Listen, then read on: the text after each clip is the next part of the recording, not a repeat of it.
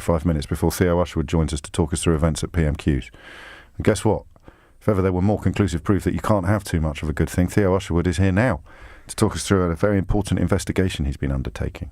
In Haringey, gosh, and the housing situation in Haringey, and the rows. A few of my callers have mentioned that we should be looking into this, so you've looked into it. Spent a bit of time in the last week or so doing exactly that. The starting point for this story, James, is the housing crisis. Haringey is no different to any other London borough. The waiting list for council housing stands at nearly 10,000. Average house price in this patch of North London, £465,000 at a time when the council has seen its funding cut from central government by more than 40% in the last 7 years. Labour councillors who run this local authority are trying to build more houses, but it's the way they're going about it that is hugely controversial. On the table is a £2 billion deal with the private developer Lend-Lease in a sort of public-private partnership pioneered under the last Labour government. The council is providing the land on which it has 1,400 homes to Lend-Lease. The developer then plans to demolish those properties and build 6,400 new ones, the vast majority of which will be sold on the open market. Now, I've been up to the Northumberland estate, which sits between White Hart Lane and Tottenham Marshes, to speak to those who will lose their homes if the deal goes through.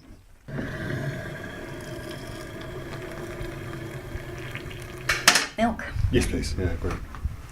My name's Sam Leggett. I'm 63 years old. I live in Robert Burns' house. I work as an admin and finance officer for a women and children's centre, and I've lived here for 32 years. I feel like in my little corner here, it's like my little piece of, my little garden, I suppose. I don't have a garden of my own, but I can go down, I can walk around the park, and I can go to the marshes, and you walk down the street and you see people, you say hi to them and they say hi to you, and you know where you're going, you feel safe. I can't imagine now, having lived over half my life here, going and starting somewhere else again.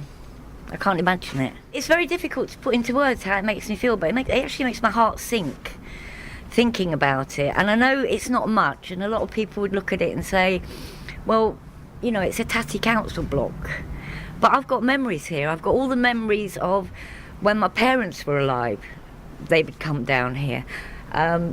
My children growing up, and you take that away and you put me somewhere else. It takes away me, do you know? Sorry. Not sure where that came from, but there you go. So yeah, I can't imagine. If you move me to a different place, I lose what is intrinsically me, I think.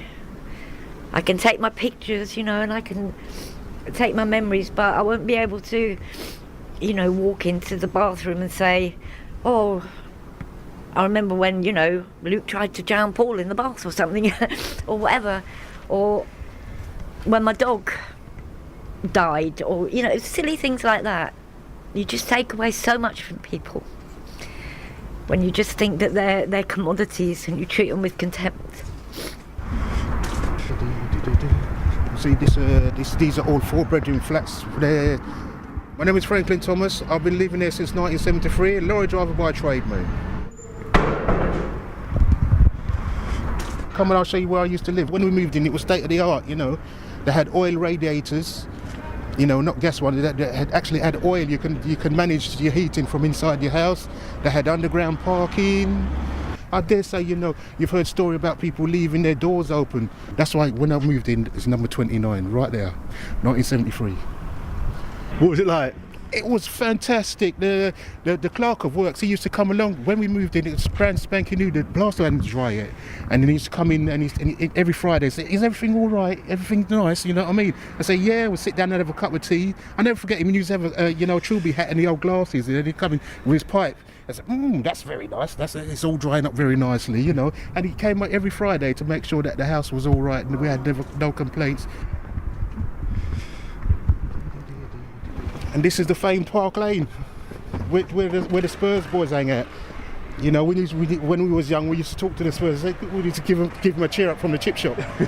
Sometimes I met Steve Perryman, Ozzy Ardiles back in the day, walking up here, and White Hart Lane when they finished their train and finished their match. They used to go to the pub and go buy chips and everything. We used to see them, say, "Hi Perryman, what are you doing down there?" and everything.